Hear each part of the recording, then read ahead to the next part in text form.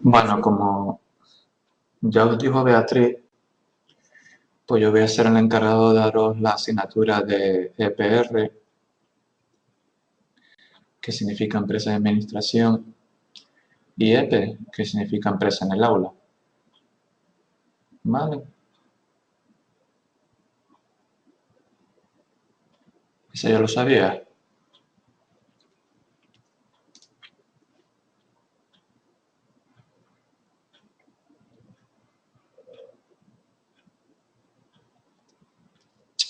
Ah, vale. Pues nada, la asignatura que tenemos ahora era EPR, que significa Empresa de Administración.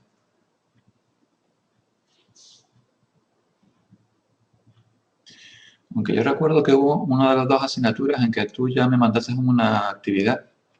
O sea que no recuerdo cuál de las dos es.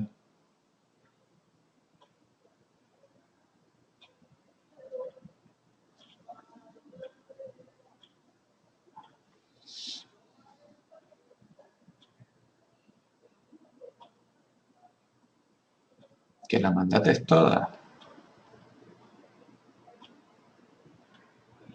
Todas las que estarían abiertas, ¿no?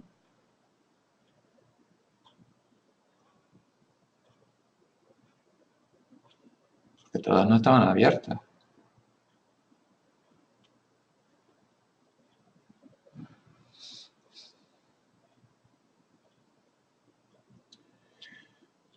Bueno, la asignatura de PR es una asignatura que se llama Empresa de Administración y lo que nos viene un poco a enseñar son las características que tiene la administración pública en España, ¿vale? Y luego un poco ver esas características para luego insertarlas dentro de las relaciones con la empresa, ¿vale? Entonces, como siempre, pues, ¿te has mirado los criterios de evaluación?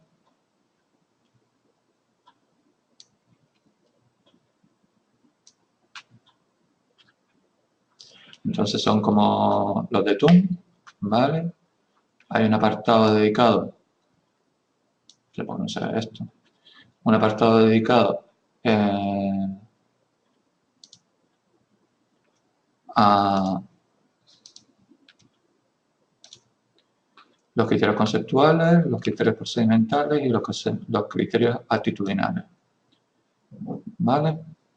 Entonces, pues recordad que esto, como siempre, pues tiene 3 parciales, ¿vale? Y esos 3 parciales, pues el último, que será el presencial, pues hay que probarlo para probar los demás. ¿Lo recordáis? ¿Os lo recuerdas?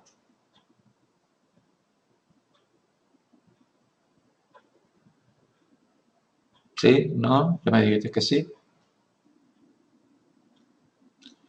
Sí, en los horarios ponen la fecha de los exámenes. Fíjate que aquí pone cronograma del curso y fíjate que te pone, a ver si lo puedo hacer un poco más grande.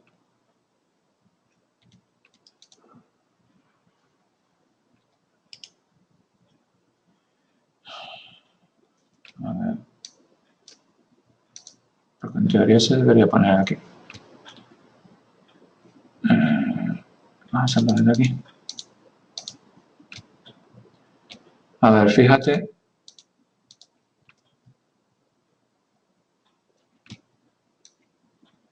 que aquí te pone que el primer parcial es el 27 de enero, o sea, la semana que viene. Pero aunque aquí pone EPE, también es EP y EPR.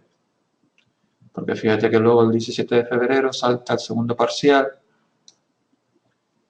y luego tener cuidado porque hubo una pequeña confusión, Al principio pues subimos unos calendarios en los cuales pues los exámenes los teníamos en la última semana de marzo. Y no van a ser la última semana de marzo, a ustedes le toca el día 7 de abril. ¿Lo ves? Entonces, aunque aquí no lo ponga,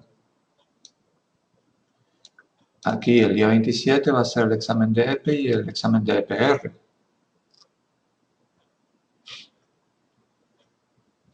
Luego, el 17 de febrero, pues será el examen de EPR y de EPE.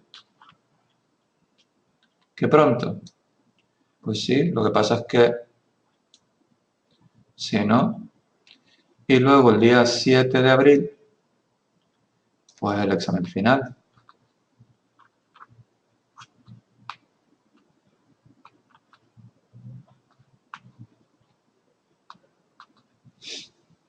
¿Lo ves o no?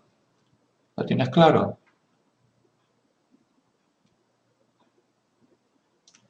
Aquí el día 27 tienes de 6 a 8 el examen de FOD. Y luego aquí, aunque aquí solamente ponga EPE, es de EPE y EPR. Porque si te fijas, luego el 17 de febrero aparece EPR y EPE y aparece segundo parcial. Buenas tardes, Emma.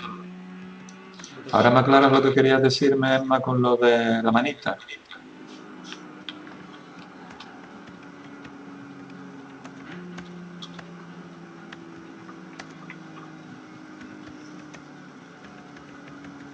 No pasa nada.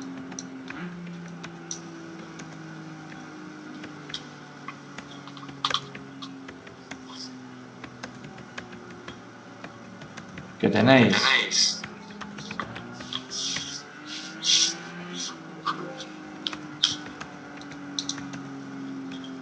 A ver, lo que realmente lo que pasa es que tenías que haberos esperado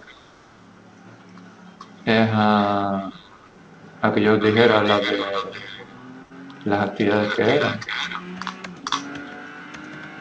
Vale.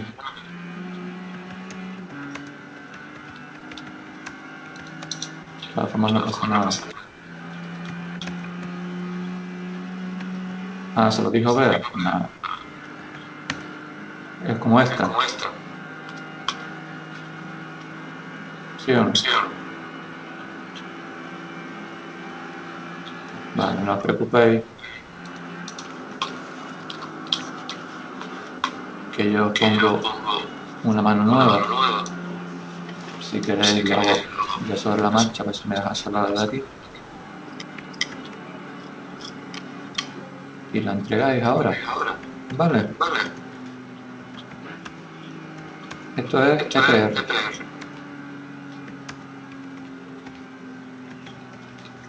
Vale.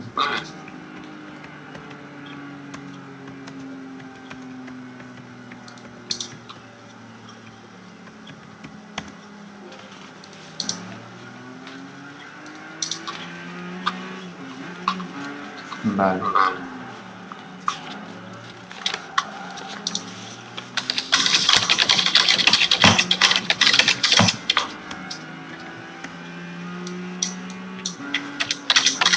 Sí, es que era Emma, por paso, vamos por paso.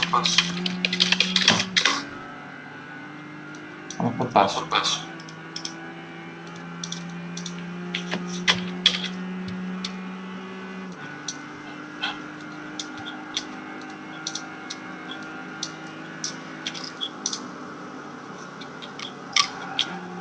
Vamos por paso, vamos por paso.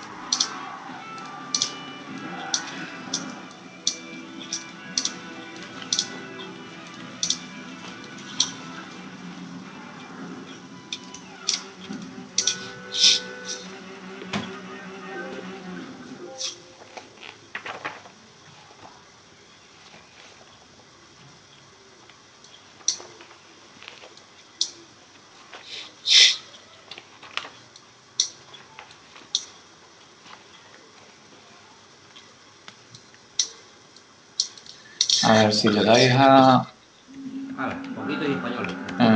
refrescar el navegador, tiene que aparecer ya la mano.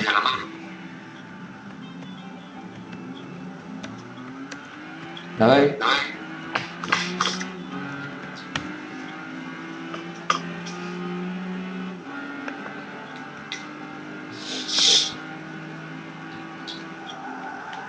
EPR estimador activado.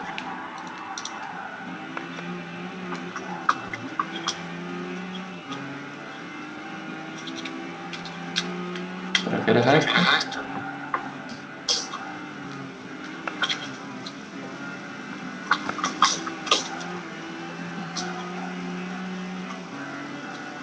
¿Esta es la que tú dices?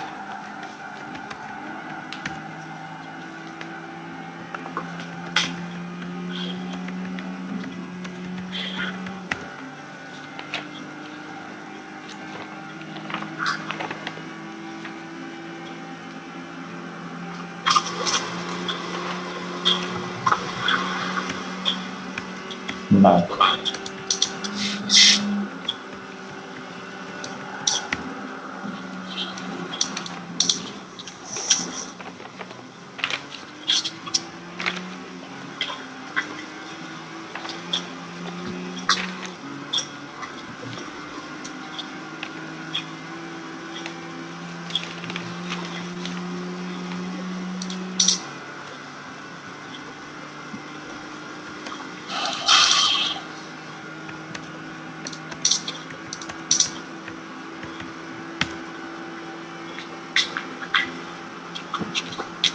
Vale.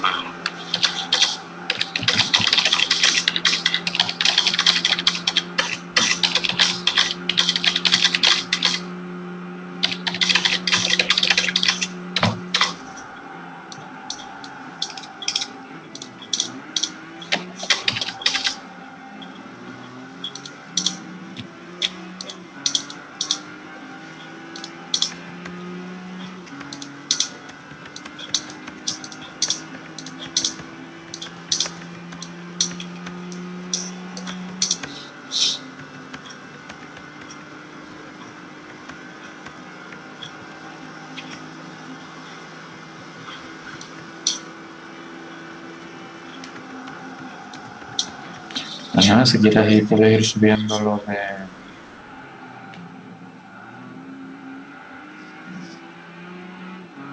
Ajá. Puedes ir subiendo lo del tema 1.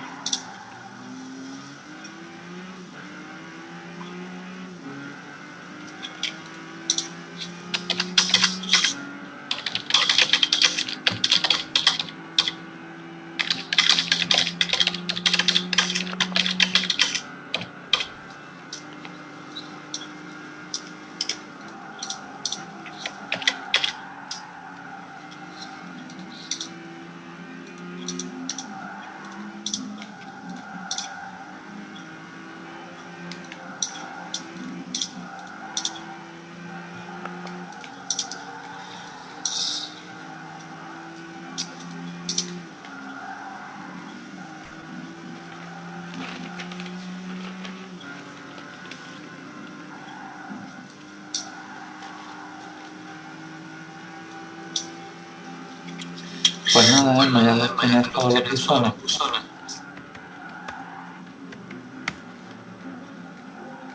Sí, EP después. Vale, ya pasamos luego a EP y ya luego pongo los buzones de EP, ¿vale? Ok.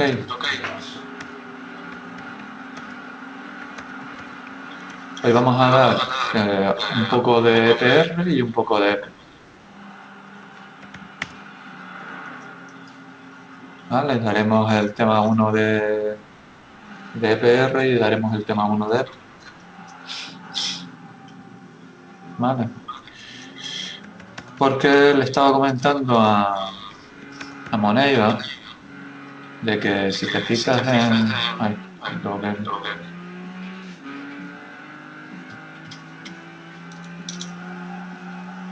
Si te fijas en el cronograma, Emma, el cronograma del curso el que hiciste el cronograma.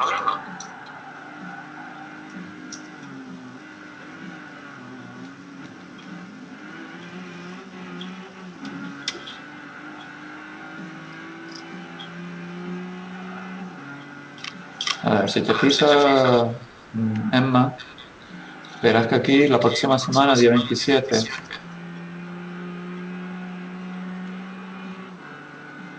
pone FOL primer parcial y EP primer parcial. Pero aquí en EP también va EPR. Porque date cuenta que luego el 17 de febrero, ves que te pone ya EPR segundo parcial. Pues entonces aquí vamos a poner el de EP y EPR, ¿vale? Para que no se lleven a la confusión de que solamente ven EP y se creen que solamente es EP, sino va a ser los dos exámenes. ¿Vale? Que va a ser básicamente el día 17 los 2 meses. Los 2 meses.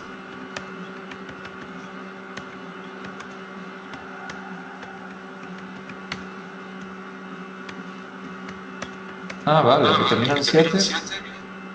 Ah, vale. 27 y 17, pues sí. Casualidad.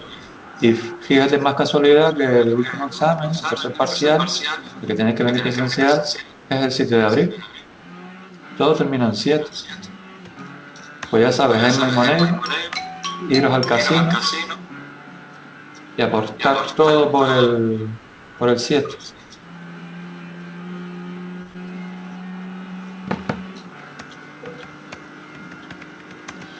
Vale, pues para que sepáis esto, no lleváis sorpresa. El 7 es tu número de la suerte.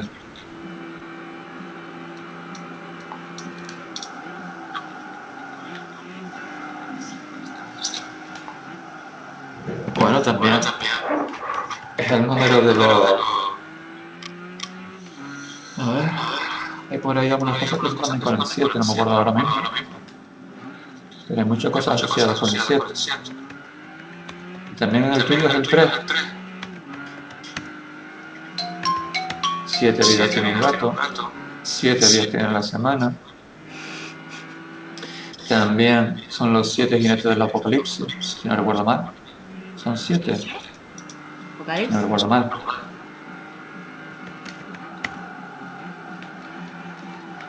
Vale. El hambre, la peste, muchas cosas más. Bueno, vamos a ver, aunque sea un poco hoy del tema 1, vamos a ver el tema 1. Y vamos a ver alguna cosa más que yo les estaba preparando aquí, el tema 1, ¿vale? El tema 1 yo les he puesto alguna cosa más, además de lo que había ya que le dejó Beatriz, ¿vale? Entonces vamos a ver alguna cosa más que también puede entrar en el examen, ¿vale? Por eso lo estoy recogiendo aquí, ¿vale? Vamos a ver de qué va el tema 1. Es un poco rollo. A ver, es más, generalmente todos los de esta asignatura de EPR son un poco rollo. Porque básicamente es teoría, teoría y teoría. Pues sí, no tiene mucha ciencia, ¿vale? Como siempre, pues hay cosas que se pueden comentar.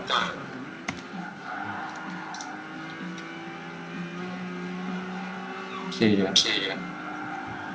Entonces, pues el tema 1 habla de la Constitución española, pero yo voy a ir un poco más allá y lo voy a tratar un poco del Estado de Derecho. ¿Vale?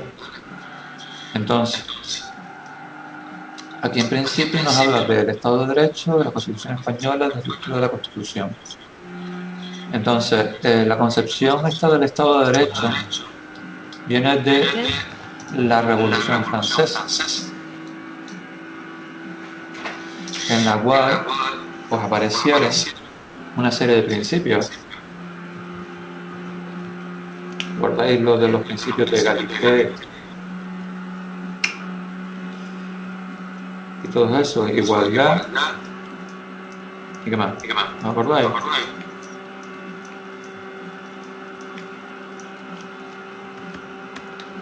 ¿O no os acordáis?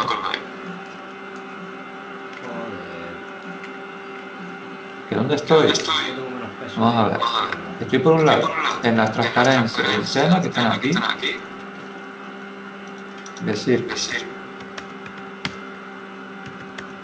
Pero luego esto es un Word que lo he confeccionado yo, ¿eh? Vale, y con el cual vamos a ir desarrollando la clase, también apoyándonos un poco en la transparencia que tenemos ahí. ¿Entiendes? ¿Vale? ¿Por qué está llorando? Entonces el Estado de Derecho sube con la Revolución Francesa, ¿vale? Entonces lo que se hizo por parte del Estado español es un poco aplicar los principios que surgieron con la Revolución Francesa, ¿vale? En los actuales textos normativos, ¿vale? Más concretamente en la Constitución española, ¿vale? Que la Constitución española fue del año 78, ¿vale? Y entonces, a través de este Estado de Derecho surge lo que se denomina la separación de poderes, ¿vale? En el Estado español se articulan 3 poderes y cada uno de esos poderes va a hacer cosas distintas, ¿vale?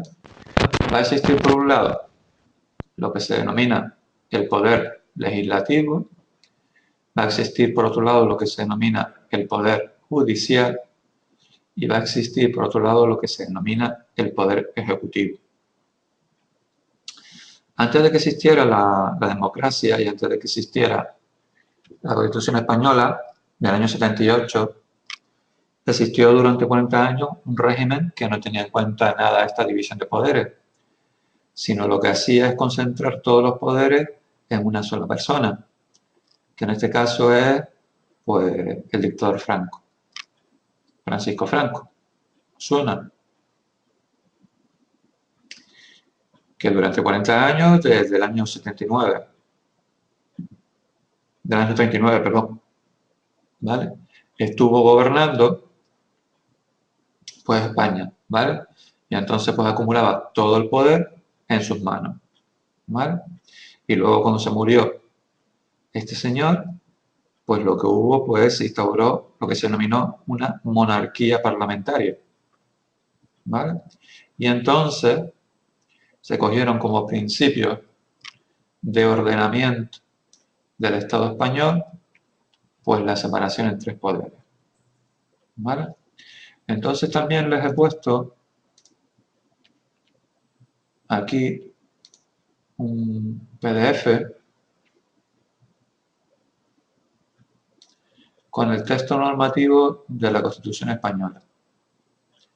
Y yo les pido que lo tengan delante, porque durante la clase lo que vamos a hacer, pues en algún momento lo que vamos a hacer es pues buscar algunas cositas. ¿Vale? Ok, Moneiva, ok, Emma.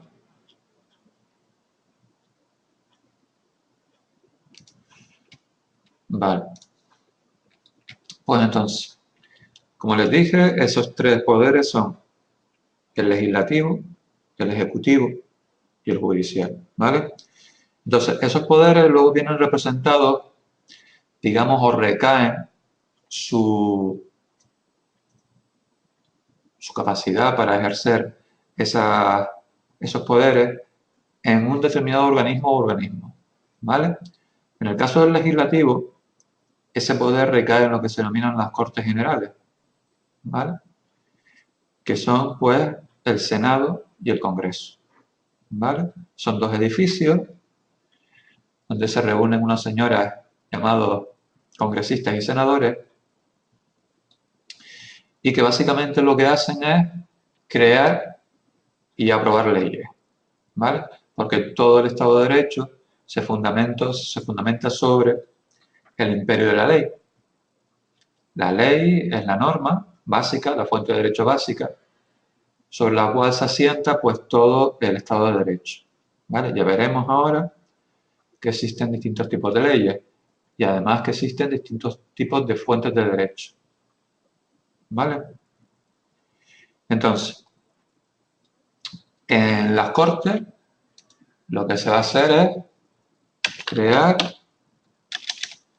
entre otras cosas, por supuesto, y aprobar leyes, ¿vale?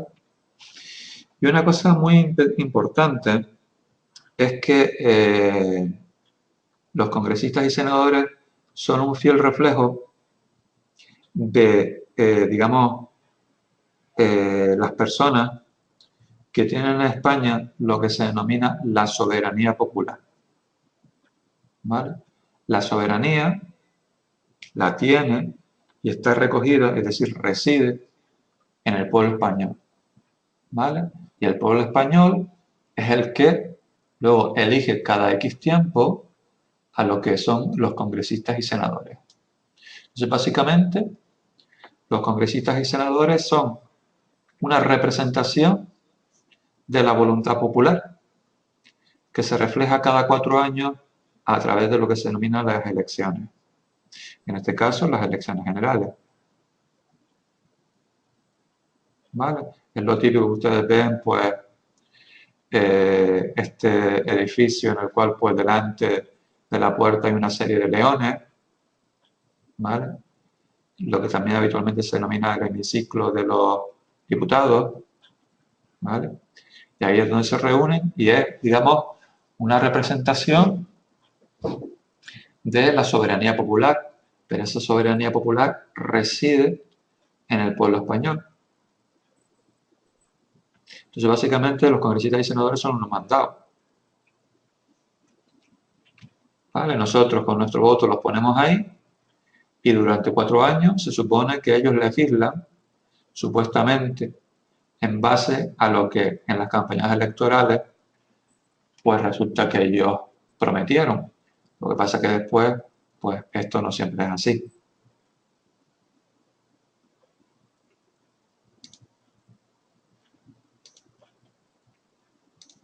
¿Vale?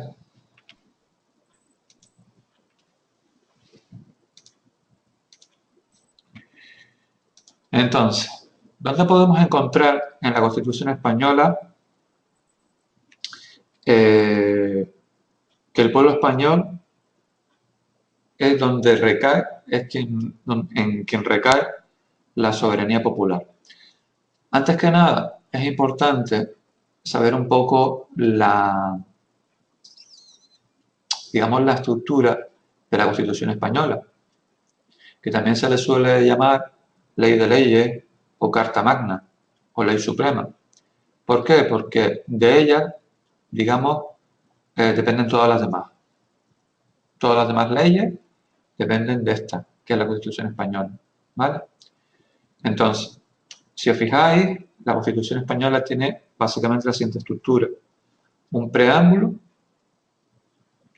luego un título preliminar, es decir, la Constitución española tiene 169 artículos y estos 169 artículos, que son, digamos, párrafos donde se desarrollan contenidos que regula esa Constitución, pues luego estos están contenidos en lo que se denominan capítulos. ¿Lo veis? Es decir, la reunión de muchos artículos va a ser un capítulo. Y luego, la reunión de varios capítulos va a conformar lo que se denomina un título.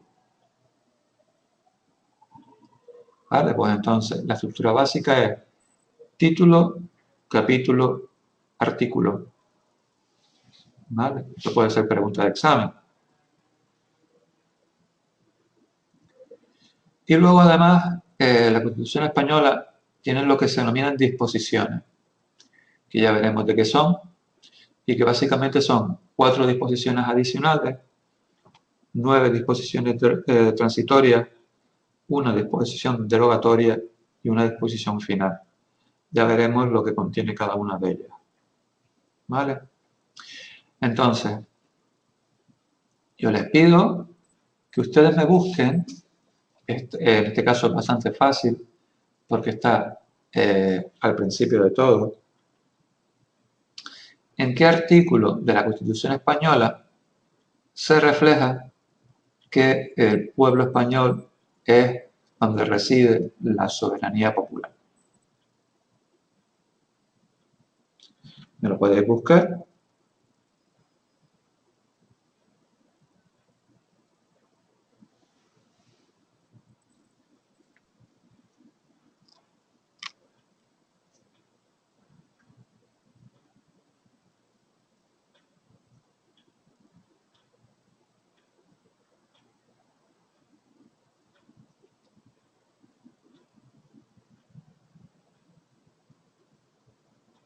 ¿O no me lo podéis buscar?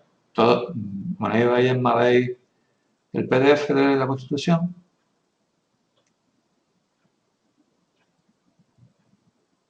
Vale. Te doy una pista. Lo tienes delante de la pantalla compartida. Que el pueblo es un reflejo, es decir, es donde reside la soberanía popular. La soberanía reside en el pueblo. No reside en los jueces, no reside en el presidente del gobierno, no reside en el rey, ni tampoco reside en los senadores y congresistas. Reside en el pueblo.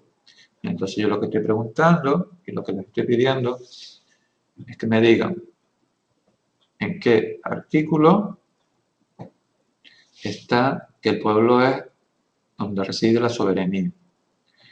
En este caso, pues es el artículo 1.2. Como veis, dice la soberanía nacional reside en el pueblo español del que emanan los poderes del Estado. Fijaros que pone emanan los poderes. ¿Vale? Es decir, es donde salen los poderes. Es decir, ¿cuáles son esos otros poderes que ya hemos dicho? Que no pusiste los puntos. ¿Qué puntos?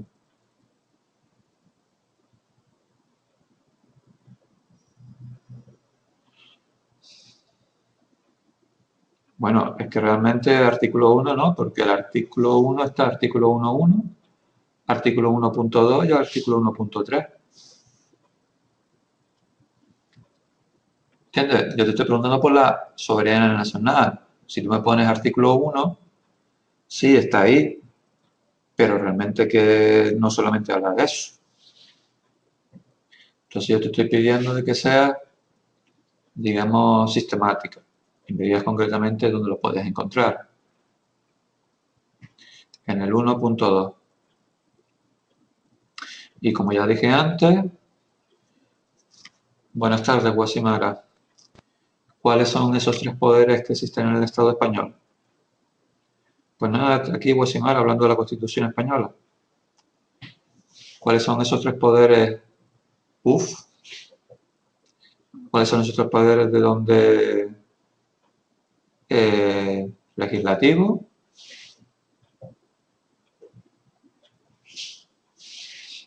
¿Cuál más?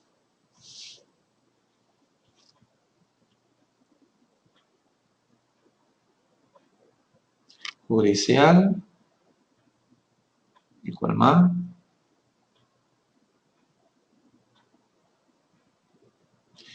Y ejecutivo, exacto. ¿Vale? Entonces, nos metemos con el poder legislativo. El poder legislativo está conformado o es ejercido por lo que se denominan las Cortes Generales. Y a su vez, las Cortes Generales están formadas por lo que se denomina el Congreso y el Senado, que son dos edificios diferentes donde se reúnen, como ya he dicho, los congresistas y senadores. ¿Vale? Entonces,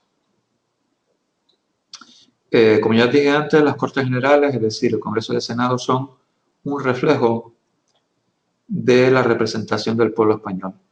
¿Vale? ¿Que por dónde vamos? Por el poder legislativo, Guasimar. Estamos hablando de los tres poderes. Página. Pues si te soy sincera, si estoy sincero, pues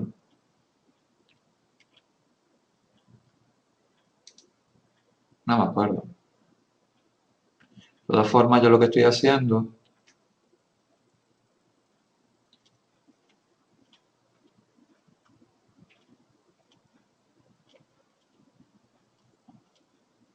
y por aquí. De todas formas, aquí estoy haciendo como una especie de mega resumen, que no está ahí, no está colgado, lo estoy haciendo yo.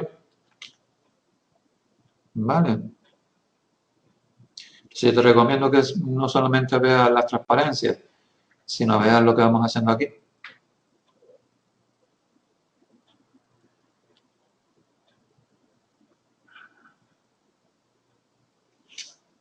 ¿Vale? Entonces, básicamente, las Cortes Generales lo que hacen, básicamente, es crear y aprobar leyes. Ya veremos que existen distintos tipos de leyes, ¿vale? Que no todas tienen lo que se denomina la misma importancia, ¿vale? Por tanto, va a existir lo que se denomina la jerarquía normativa, ¿vale? Entonces, como ya les dije, las Cortes Generales representan al pueblo español. Entonces, otra cosa que quiero que busquen en la Constitución, quiero que me busquen en qué artículo de la Constitución podemos encontrar que las Cortes Generales están formadas por el Congreso y el Senado y representan al pueblo español.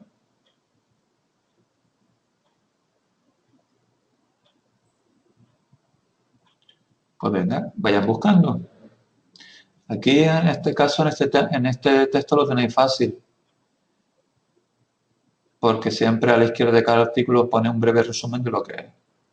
A ver, quiero que busquéis en qué artículo se refleja que las Cortes Generales están formadas por el Congreso y el Senado y que representan al pueblo español.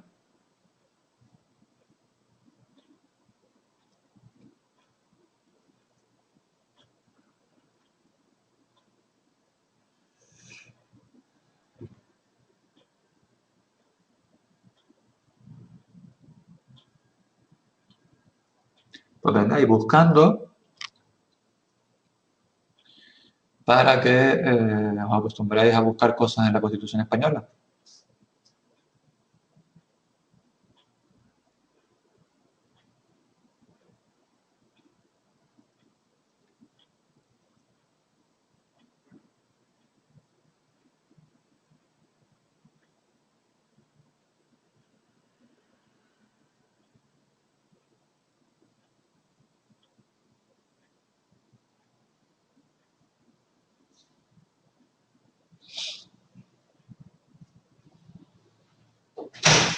¿Qué pasó, Buenas Fran? tardes, ¿cómo estamos? En plena clase. Ya te veo, ¿eh? ¿Cómo ¿Qué estás? tal? Pues mira, muy bien también. Me alegro. Y lleva las clases de 8 a 10 de la noche. La segunda parte del partido, como digo yo. La primera por la mañana y ya por la noche. El negocio es así. Ya. Vale, Noel. Venga, igualmente, Fran.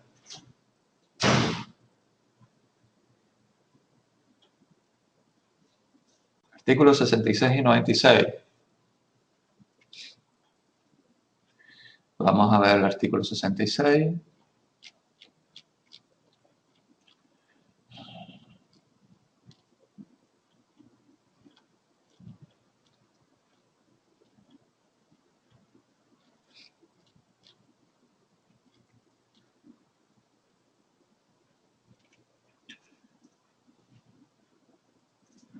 Fijaros, más concretamente, artículo 66.1. Fijaros, las Cortes Generales representan al pueblo español y están formadas por el Congreso de los Diputados y el Senado. Entonces la respuesta correcta pues sería 66.1. ¿Lo habéis visto en My Moneybank?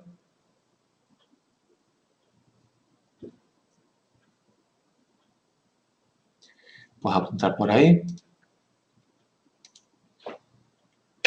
Artículo 66.1. ¿Vale? Entonces, luego está el Poder Ejecutivo. Entonces, el Poder Ejecutivo recae sobre otra institución que se denomina gobierno. ¿Vale? Y este gobierno lo que va a hacer es básicamente administrar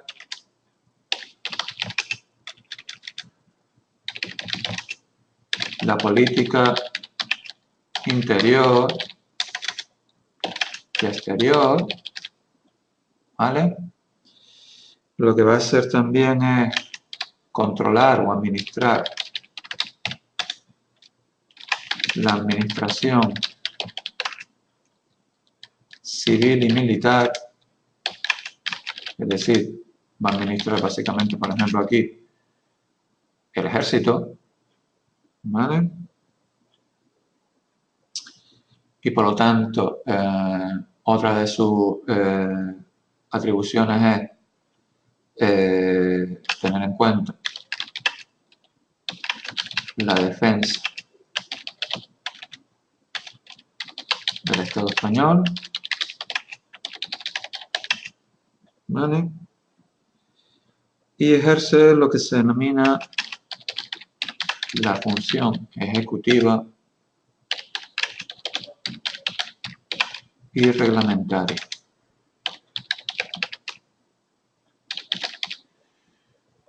Por lo tanto, podemos decir que el Ejecutivo no crea ni aprueba leyes, ¿vale? Eso lo hace el Legislativo, ¿vale? Ya veremos cómo hay unos casos especiales en los cuales el Ejecutivo puede elaborar y dictar normas con rango de ley.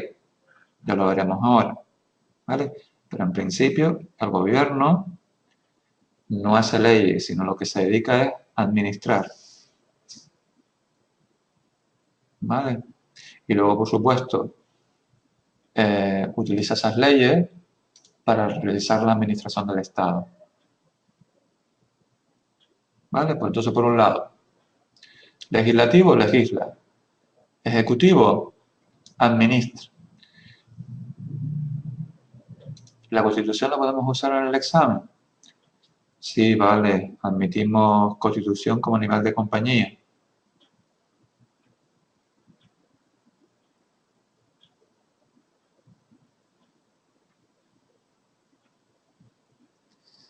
Vale.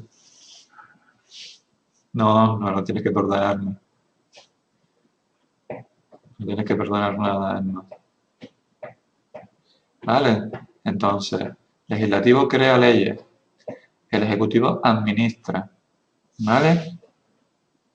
Y luego, existe otro poder que se denomina el poder judicial, en el cual están lo que se denominan los juzgados y tribunales, en el cual, en esos juzgados y tribunales, una cosa que se me olvidó del ejecutivo, es que este ejecutivo está formado por diversas personas.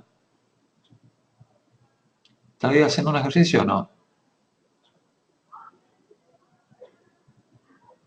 ¿Cómo que entonces? Estoy explicando el tema. Lo que pasa es que lo estoy explicando un poco más de lo que está en las transparencias.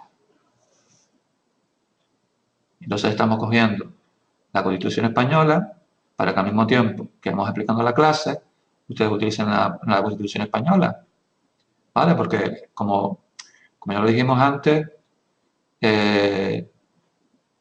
los temas estos son un poco chuscos, Y entonces, pues una manera de que ustedes pues, se acostumbren a al menos estar haciendo algo. Recuerda una cosa, Guasimara, que tú viniste más tarde, de que el primer parcial ya es la semana que viene. Tanto de EP como de EPR. Vale, míranos el cronograma, ¿eh? Sí, como chiquito de la calzada. Vete al cronograma del curso y lo mira, ¿eh? Para que no tengas sorpresas. Vale. Entonces, juzgados y tribunales. Vamos a ver, entraría el tema 1, que es el que estamos haciendo. ¿Vale? Juzgados y tribunales, pero entre lo que estamos dando hoy, no solamente las transparencias, lo que estamos dando ahora en clase también. ¿Vale? Entonces, el Poder Judicial está formado por los juzgados y tribunales y dentro de estos, a ver, lo que estaba diciendo antes era el Ejecutivo.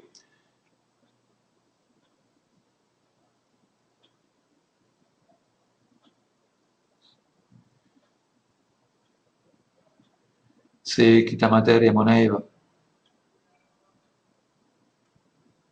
Tipo ABC, sí, puede ser tipo ABC, puede ser tipo ABCD, puede ser tipo verdadero y falso, puede ser tipo respuesta corta. ¿Vale?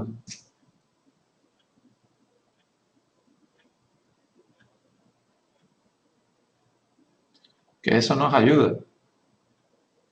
¿Por qué?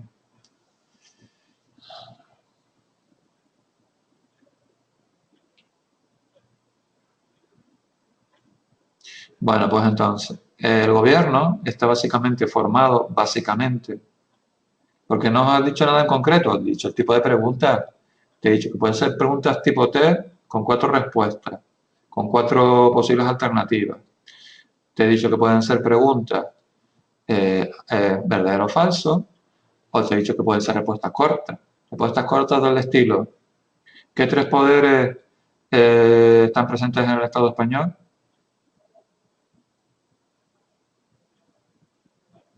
O, por ejemplo, dentro de las Cortes Generales, ¿por qué están formadas? Entonces, en el Ejecutivo tenemos el presidente del gobierno,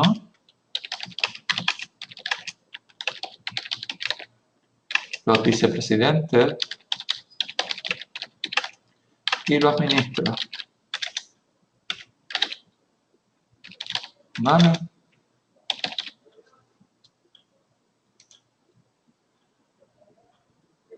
¿Qué se te olvidó?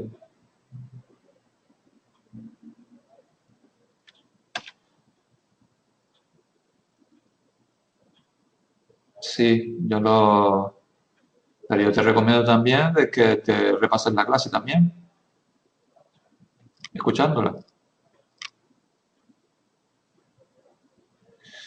Y luego están los juzgados y tribunales, ¿vale? Los juzgados y tribunales están unas personas que son los jueces y magistrados, ¿vale? Que lo que tienen que hacer, básicamente lo que hacen es cumplir y aplicar la ley. Es decir, cumplen y aplican la ley. La ley que las ha hecho el legislativo. ¿Vale? Ya veremos que existen pues distintos tipos de juzgados, tribunales, y que no todos tienen la misma importancia. ¿Vale? ¿Ok?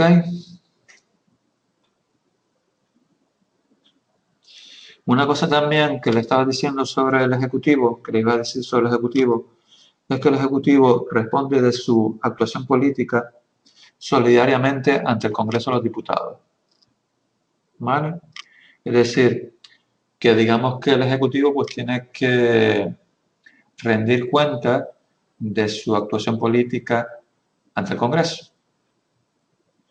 ¿Vale? Rendir cuentas quiere decir que si los otros si los otros grupos parlamentarios que conforman el Congreso pues piden pues, que haya una comparecencia pública, por ejemplo, el presidente del gobierno para explicar determinada cosa, ¿vale?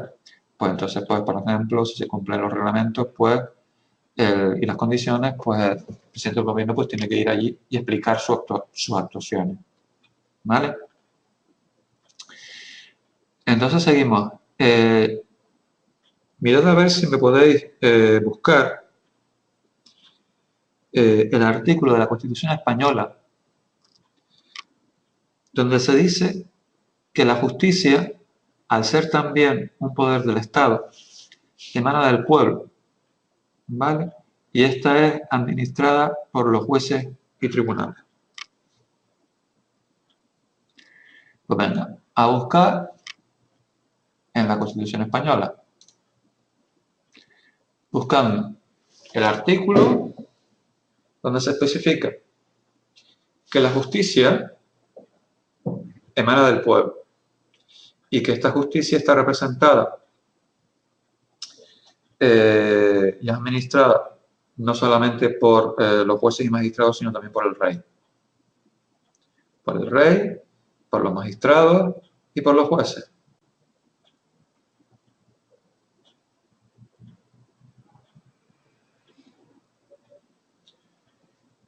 Pues ven, a buscar en la Constitución Española.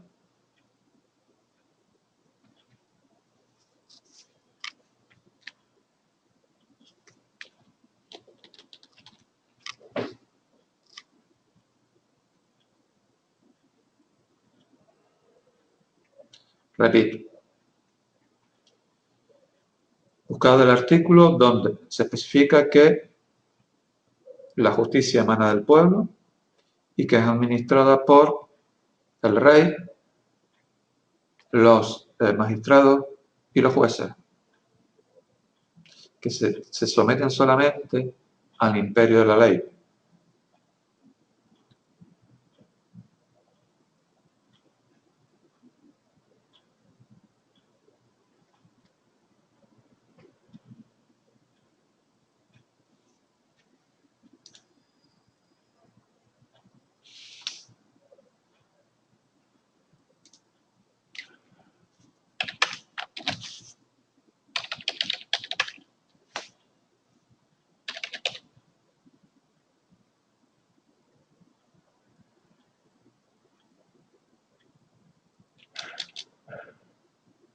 Artículo 1.1.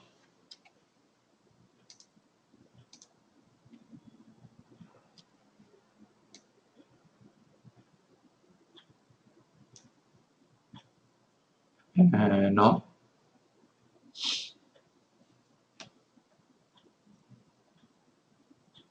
Aquí el artículo 1.1 dice que España se constituye un Estado social y democrático de derecho, que propugna como valores superiores al ordenamiento jurídico la libertad, la justicia, la igualdad y el pluralismo político. Pues sí, habla sobre la justicia, pero aquí no nos habla nada de que la justicia emana del pueblo y que quien la administra son el rey, magistrados y jueces.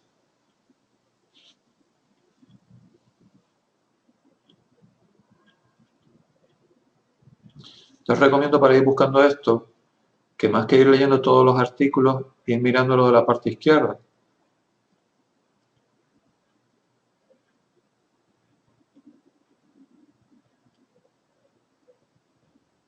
A ver, si os fijáis, cada uno de los títulos de la Constitución Española tiene un nombre.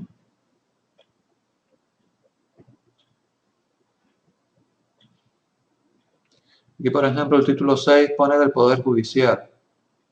Si pone del Poder Judicial, puede tener pinta de que puede haber algo ahí, a lo mejor referente a lo que estamos buscando.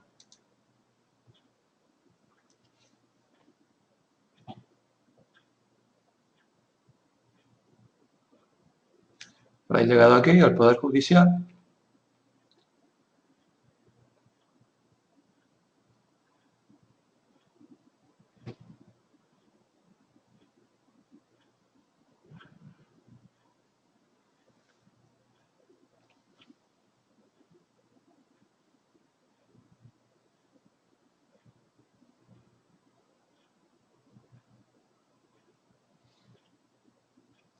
¿No me decís nada?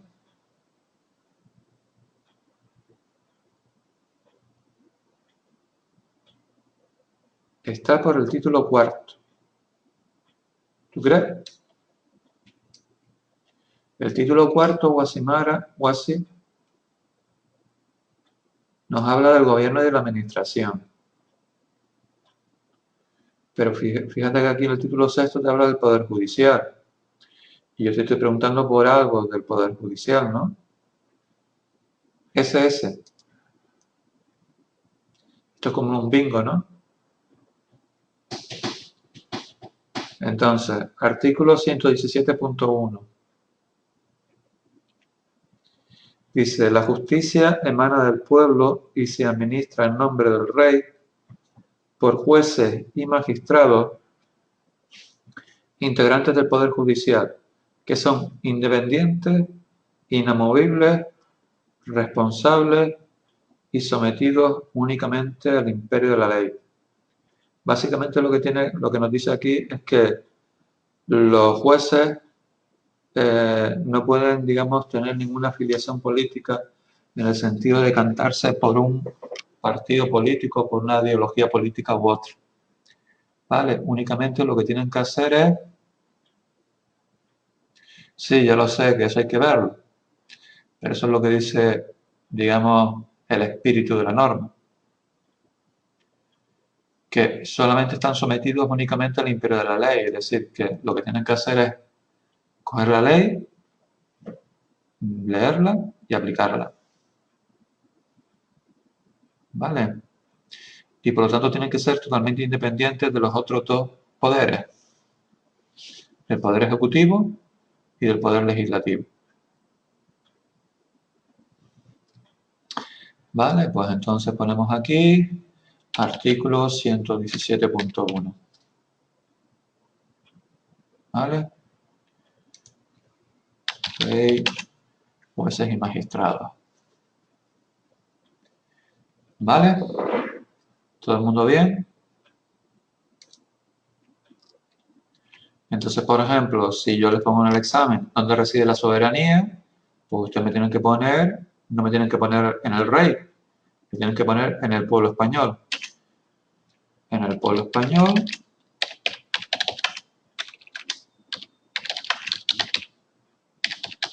¿Y en qué artículo está? Pues artículo 1.2.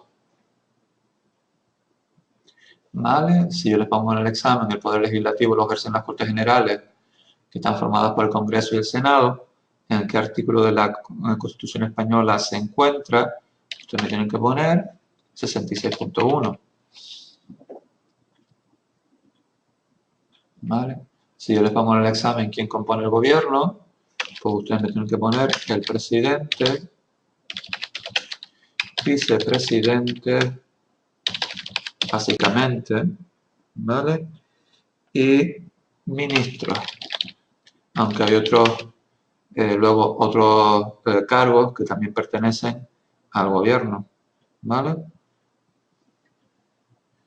Por ejemplo, si yo les pregunto en el examen respecto a quién debe corresponder por su gestión política al gobierno, pues ante el Congreso de los Diputados. ¿Vale? Y el Poder Judicial, ¿en qué artículo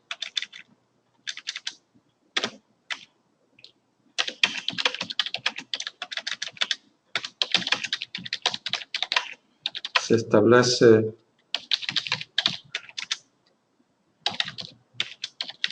quién administra la justicia? Fijaros que os pongo quién administra la justicia, no de dónde emana la justicia. La justicia emana del pueblo, pero sin embargo la administra el rey, jueces y magistrados. ¿Vale? Ejecutivo, no, esto es judicial. ¿Vale? Artículo 117.1. ¿Vale? Ok, Emma.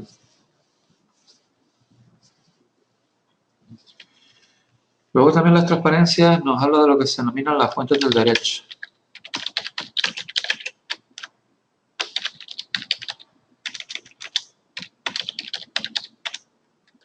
¿Qué es eso de las fuentes del derecho? El derecho está conformado por una serie de normas, ¿vale? De normas y principios que pueden ser escritos o no, ¿vale? Y entonces esos principios, ¿vale?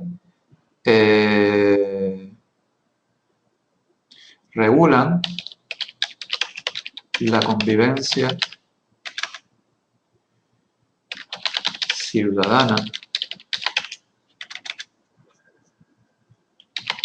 o social,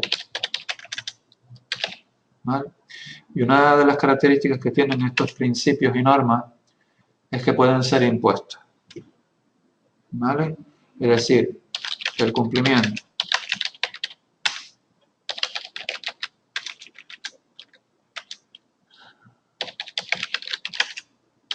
de estas normas puede ser impuesto, digamos, de forma coercitiva,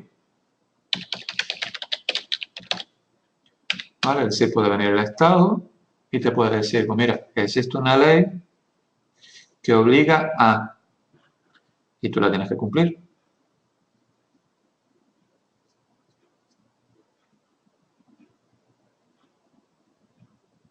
¿Vale? Entonces, ¿qué tipos de fuentes existen? Existen dos tipos grandes de fuentes de derecho.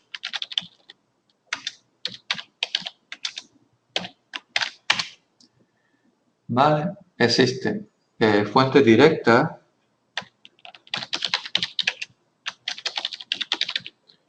y fuentes indirectas. ¿Vale? Las fuentes directas son las leyes y normas. Sí, lo vuelvo. Las leyes y normas provenientes del Poder Legislativo o Ejecutivo. Como ya dije antes, el Ejecutivo no crea y desarrolla leyes o normas, pero en determinados casos especiales sí lo hace. Ya lo veremos cuáles son. ¿Vale? Y luego son las leyes y normas previstas, son las fuentes directas. Y luego están las fuentes indirectas, que son los tratados internacionales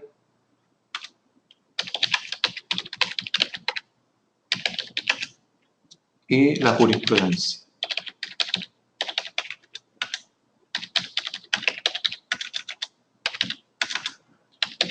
¿Vale? Pues esos son los tipos de fuentes de derecho. ¿Cómo las podemos definir de una primera forma? ¿Vale? Entonces, ¿cómo podemos definir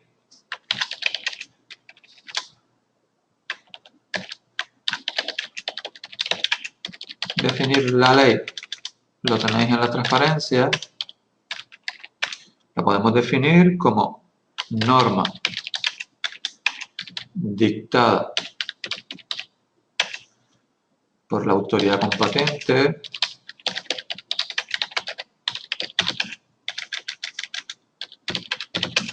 que tiene una serie de formalidades, tiene carácter común, se supone que es justa, estable y suficientemente promulgada.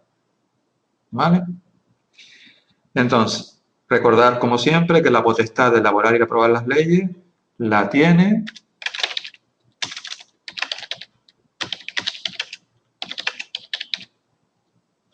de crear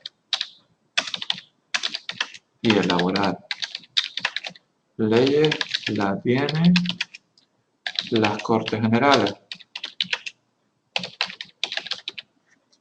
¿Vale? Pero sin embargo, el Ejecutivo,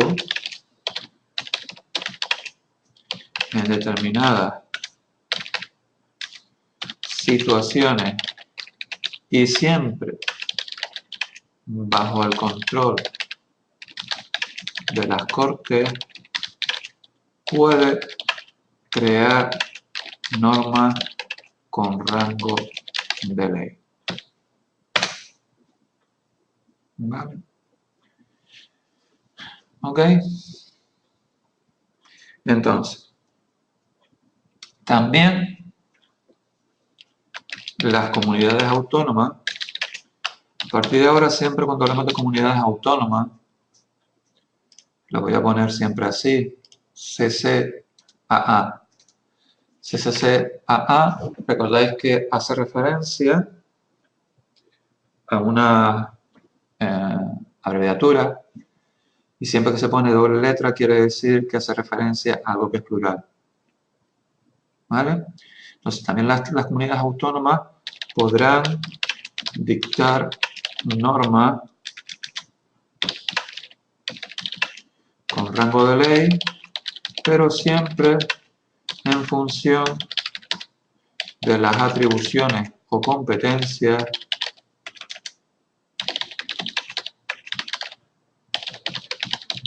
que les haya dado, que les haya otorgado el gobierno central. ¿Vale? En este caso, pues el Estado central. ¿Vale? Si, por ejemplo, la comunidad autónoma canaria, pues les han delegado o les han traspasado las competencias para poder legislar, por ejemplo, sobre prevención de riesgos laborales en las empresas, ¿vale? Pues entonces el Parlamento Canario tendrá competencias para poder dictar normas con rango de ley. Pero obviamente esas normas con rango de ley van a tener su campo de actuación dentro de la propia comunidad autónoma canaria, no más allá de la misma. ¿Vale? Pero eso se hace en función de una atribución o de unas competencias que les ha dado el Estado central. Por ejemplo, unas competencias que tienen, por ejemplo, la Comunidad Autónoma Canaria, por ejemplo, son las cuestiones relacionadas con sanidad o relacionadas con la cuestión del empleo. ¿Vale? Entonces, pues, fuentes de derecho, directas e indirectas. Estamos definiendo la ley. Luego, otra fuente de derecho es lo que se denomina la costumbre.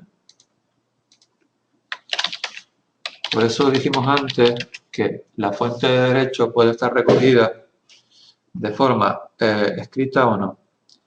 Entonces, la costumbre se puede también alegar como fuente de derecho. Es decir, si nosotros vamos a un juicio y queremos defender pues, una determinada actuación que hicimos, podemos alegar la costumbre.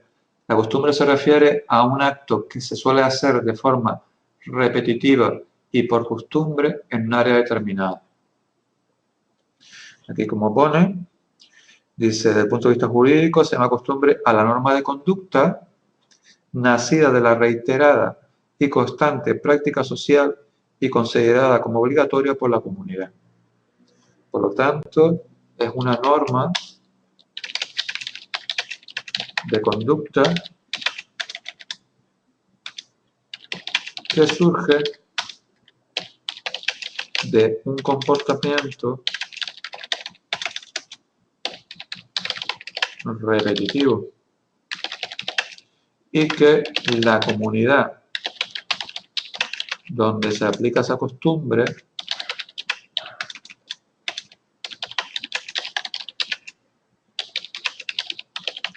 lo ve como algo obligatorio. ¿Vale? Si, por ejemplo, una determinada comunidad, yo qué sé, pues antes en la Comunidad Valenciana, por ejemplo, en determinada ciudad, en una determinada fábrica, pues resulta que existía la costumbre de que en vez de pagar pues todos los meses, se pagara pues por semana. ¿Vale? Pues entonces, si esa costumbre estaba arraigada precisamente en esa ciudad, en ese entorno, en ese sector, pues las personas que trabajaran en ese sector podían, digamos, alegar esa costumbre como fuente de derecho. ¿Vale?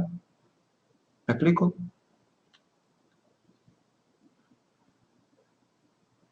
Ante los tribunales, por supuesto. ¿Vale? Y otra cosa importante es que la costumbre no tiene por qué ser obligación conocida de todos. Y entonces, aquella persona que quiera alegarla ante un tribunal como fuente de derecho, pues va a tener que explicarla y va a tener que expresar y defender que realmente, pues obviamente se puede utilizar como fuente de derecho. ¿Vale? Y luego existen lo que se denominan los principios generales del derecho, que son una serie de principios comunes y básicos, ¿vale? Que digamos que rigen, digamos, todo este entramado de las materias del derecho y que a falta de otras disposiciones, ¿vale? Pues resulta que se aplicarían esto. Si queréis ver algunos de ellos, simplemente nos vamos aquí y ponemos principios generales del derecho.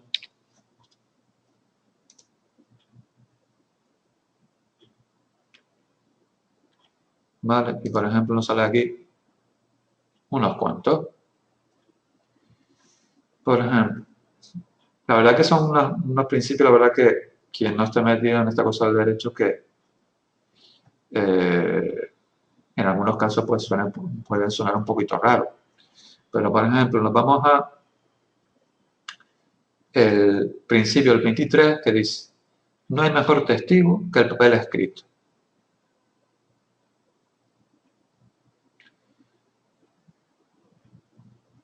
¿Lo veis? Como veis son unos cuantos. Son 121 principios generales del derecho.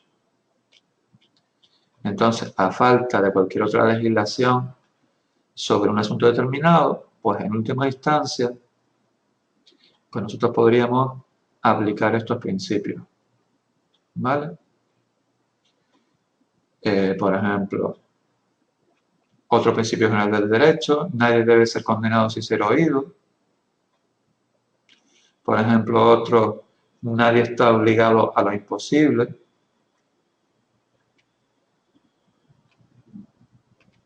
Por ejemplo, la sentencia solo obliga a las partes.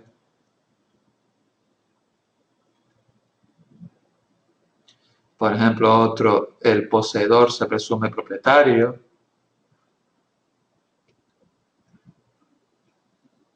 Por ejemplo, otro: nadie tiene derecho a hacerse justicia por su propia mano. Eso no está en la plataforma, Emma. Simplemente tú pones en el Google, pones principios generales del derecho. Yo, por ejemplo, uno de los primeros que vi, que parecía un PDF, pues pinché y me salió esto. Pero si tú quieres que yo te lo suba, pues yo te lo subo.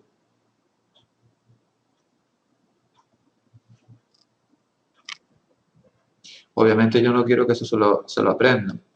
Yo lo que quiero que ustedes vean es que estos principios generales del derecho son unos principios muy básicos, ¿vale? Y que a falta en un juicio o en un problema legal de otro texto legal, ¿vale? Son la base para que tú puedas, digamos, hacer un dictamen sobre un problema.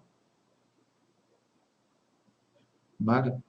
Pero que obviamente, si existe una ley sobre un problema terminado, pues tú no puedes acudir a estos principios generales del derecho para emitir una sentencia.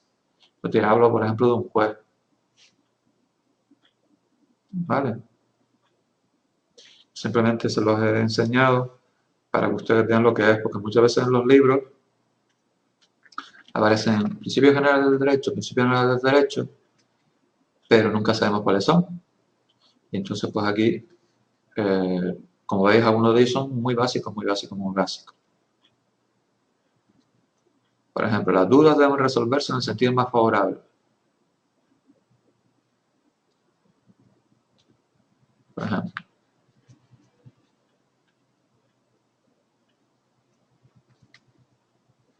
Vale, pero hay algunas que la verdad que, sinceramente, pues no lo tendremos que llamar a un juez o a un abogado para que nos explicara bien lo que significa algunos de ellos. Vale. Por ejemplo, el 108, fíjense. El que calle parece que consiente. No es lo típico que se suele decir de que el que calla otorga. Suena la expresión del que calla otorga. Pues aquí veis, por ejemplo, aquí pone el que calla parece que consiente. Vemos como es algo muy parecido a lo que estamos diciendo.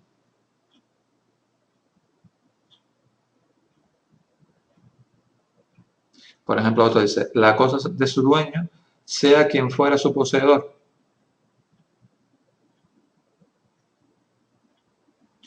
¿Vale? Bueno, vamos bien por ahora. Por lo tanto, los principios generales del derecho son ideas y fundamentos básicos y constituyen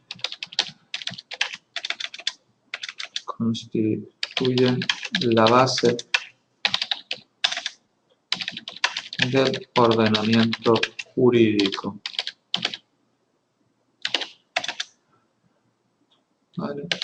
E inspiran la elaboración de las leyes. ¿Vale? Pues seguimos. Entonces, otras fuentes de derecho en el Estado español son lo que se denominan los tratados internacionales. Tratados internacionales, ¿vale? Que son normas por las cuales el Estado español ratifica con otros países, ¿vale? Y entonces, cuando el Estado español los asimila a su ordenamiento, ¿vale? Pues entran a formar parte dentro del ordenamiento jurídico, ¿vale? Entonces son los tratados internacionales. Son acuerdos regidos por el derecho internacional, ¿vale? Celebrados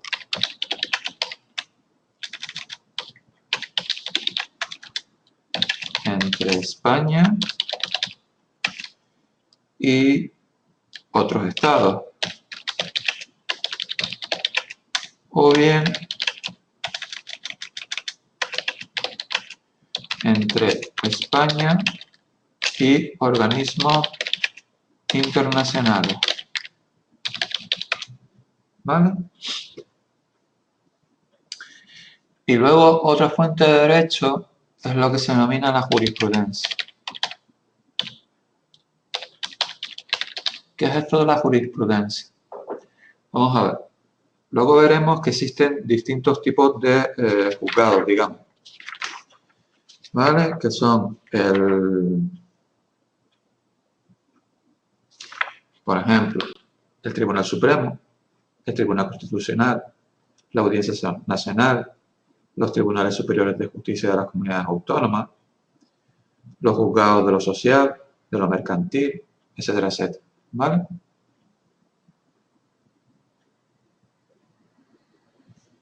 El test de la unidad me lo mandaste y me parece a mí ahora que no te he mandado nada. ¿Lo mandaste a través de la manita esta? a través de esta. No, mándalo a través de esta nueva que he creado. Mándala a través de esta nueva. Esta que aparece aquí. ¿Vale? Entonces, la jurisprudencia, ¿qué es? Cuando los jueces dictan sentencia, es decir, dictan una resolución sobre un caso determinado, dictan lo que se denomina sentencia. ¿Vale? Entonces existe un tribunal que se denomina el Tribunal Supremo. El Tribunal Supremo, como su propio nombre indica, digamos que es el tribunal máximo que puede dirimir cosas sobre leyes en el Estado español. Salvo el Tribunal Constitucional, que el Tribunal Constitucional se ocupa de dirimir cosas relacionadas con la Constitución. ¿Vale? Entonces, la jurisprudencia dicta normas por el Tribunal Supremo. Entonces, este Tribunal Supremo, si dicta sentencias y dicta las mismas sentencias sobre un mismo caso, puede sentar lo que se denomina jurisprudencia. Y estas sentencias pueden ser utilizadas por otros juzgados de categoría inferior para dictar sus propias sentencias. Eso es lo que se denomina jurisprudencia. Jurisprudencia es dictar normas por el Tribunal Supremo y estas sentencias luego son tomadas en cuenta por tribunales inferiores para dictar las propias suyas. ¿Vale? Pero la jurisprudencia solamente la puede establecer el Tribunal Supremo, no otros tribunales. ¿Vale? Puede ser pregunta de examen. Es decir, tiene que ser unas sentencias que el Tribunal Supremo dicte de forma reiterada sobre algo. ¿Vale? Es decir, no basta con una única sentencia. Tiene que haber una sentencia reiterada. ¿Vale? Y entonces los tribunales inferiores pueden tomar esa sentencia como base para dictar luego la propia suya. ¿Vale? Pues eso es lo que se denomina jurisprudencia. ¿Cómo que cómo? A ver, o así mal. El Tribunal Supremo dicta sentencia sobre un determinado tipo de conflicto laboral y dicta la misma sentencia sobre esos mismos tipos de conflictos laborales y dicta la misma. ¿Vale? No, en este caso no está el superior es el Tribunal Supremo. Entonces lo que puede pasar es, por ejemplo, hay un conflicto laboral que llega al Tribunal Superior de... Sí, pero es que por encima del Tribunal Supremo no existe nadie, salvo el Tribunal Constitucional, que solamente se ocupa de las cosas relacionadas con la Constitución. Eso solamente se haría si se alegara de que se está inculcando algún tipo de violación de algún articulado de la Constitución. ¿Vale? En ese caso sí. Si no, pues se quedaría solamente como máxima instancia el Tribunal Supremo. ¿Vale? Entonces, imagínense de que esa misma problema, pues resulta que está en un juzgado superior de la Comunidad Autónoma Canaria. Pues entonces el juez que tiene que dictar sentencia de ese juzgado superior de la Comunidad Autónoma Canaria puede utilizar la jurisprudencia, digamos la jurisprudencia sentada por el Tribunal Supremo para dictar su propia sentencia. Pero nunca al revés. Es decir, las sentencias que dicta el Tribunal Superior de Justicia nunca pueden ser utilizadas por el Tribunal Supremo para dictar su propia sentencia. ¿Vale? Vaya lío. Pues esto es lo que hay. Supongo que más lío que la contabilidad no es. ¿Vale? Bueno, entonces, seguimos con lo que se denomina la jerarquía de las normas. ¿Vale? Es decir, hemos visto, vamos a ver ahora de que hay distintos tipos de normas. Entonces, las normas todas tienen la misma, todos tienen el mismo poder, todos tienen la misma, son más válidas o son más importantes unas que otras. Pues la cuestión es que no. Existe lo que se denomina una jerarquía y esta jerarquía está formada básicamente de la siguiente manera. Arriba del todo, es decir, muchas veces esto se suele poner en una pirámide, ¿vale? Por eso a veces se denomina la pirámide de la jerarquía normativa, ¿vale? Entonces, arriba del todo va a estar siempre la Constitución como norma suprema, ¿vale? Luego debajo de esta norma suprema, que es la Constitución, está los tratados internacionales.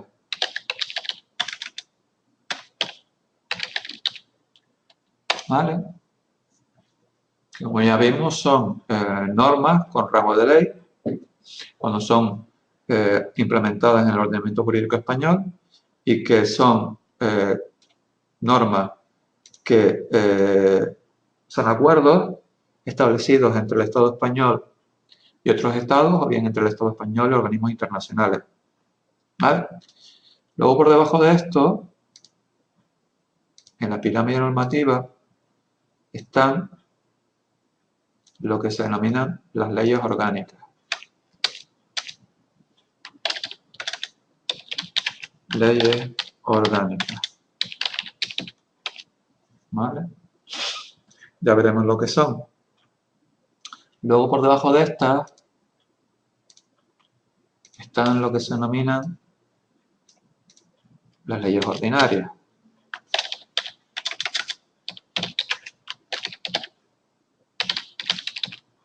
¿Vale?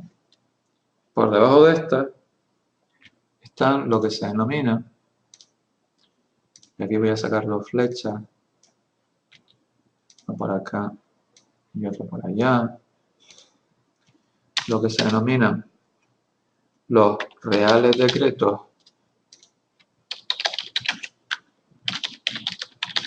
leyes y por otro lado los reales decretos legislativos. ¿Vale? Por debajo de esto nos quedan lo que se denominan los reglamentos.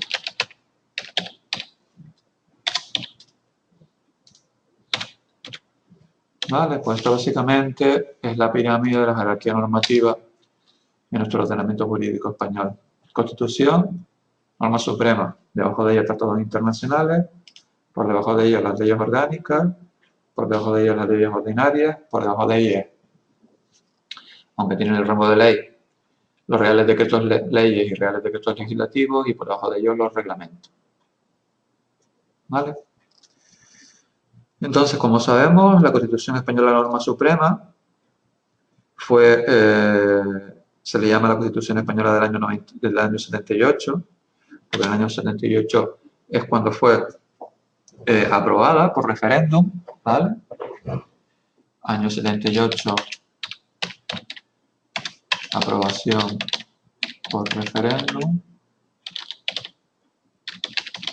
en la cual pues fue mayoritariamente aprobada por todo el pueblo español, ¿vale? Y una cosa importante es que la Constitución del año 78 incluye lo que se denomina una serie de derechos y libertades individuales y colectivas. La Constitución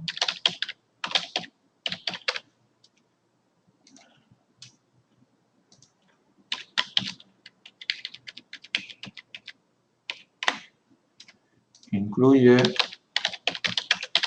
una serie de derechos y libertades individuales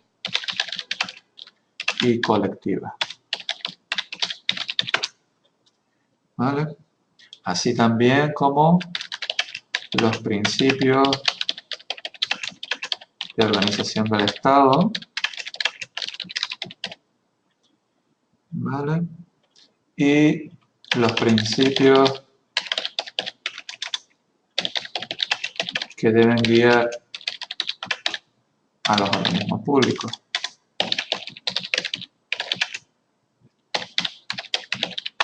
¿Vale? Entonces, como ya dijimos, la Constitución está formada por... ¿Alguien me lo puede decir desde casa? La Constitución está formada por...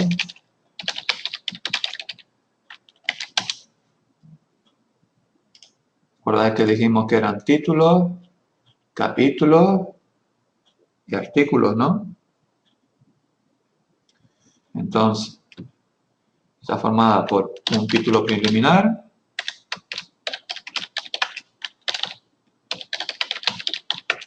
¿vale? 10 títulos numerados, 4 disposiciones adicionales, 9 disposiciones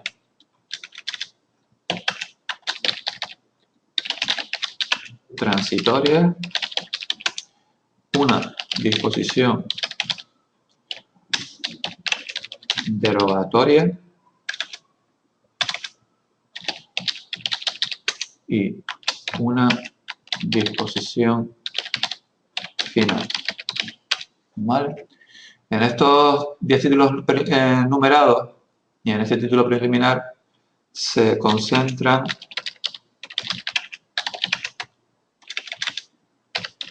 los 169 artículos de esta Constitución.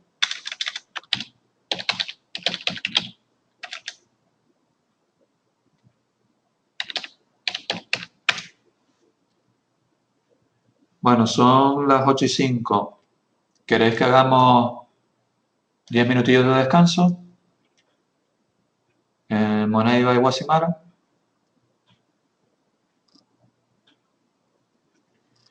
Pues nada, pues son las 8:05, pues nos vemos a las 8:15. ¿Ok? Pues venga.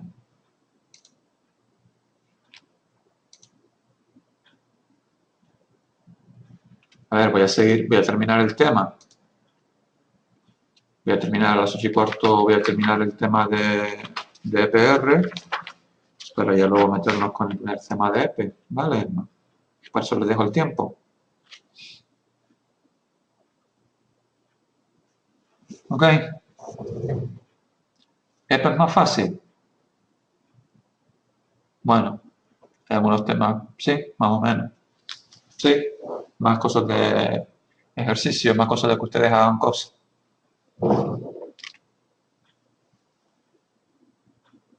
Vale.